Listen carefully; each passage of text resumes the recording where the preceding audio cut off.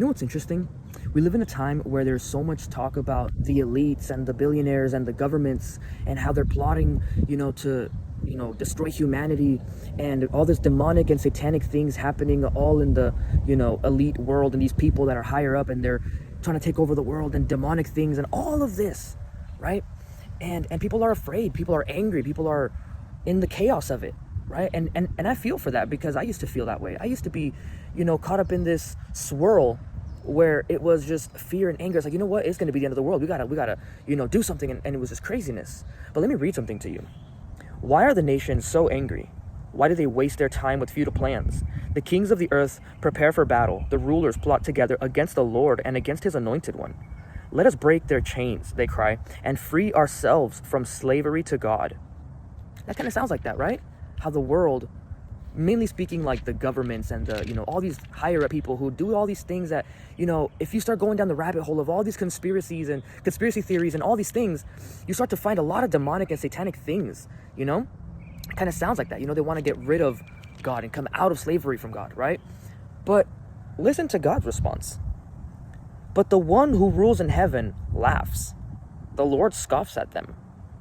So he's not moved at all by any of the plans of the people on the earth.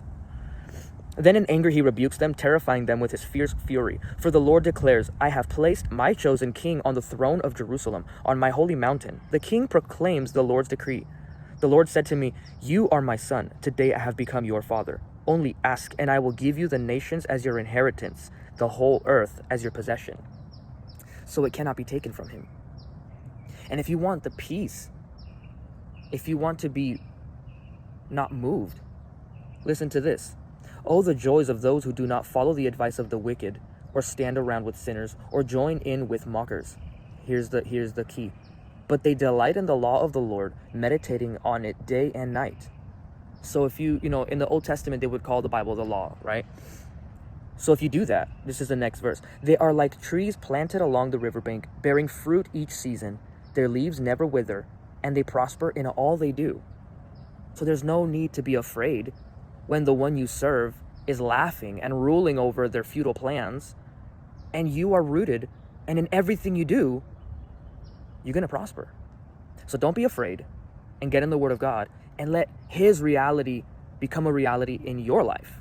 Let his perspective become your perspective, and come out of the fear and begin to live rooted in the Word of God, full of peace, full of joy, full of confidence that the King of all kings is not moved by any of the chaos that's happening in this world.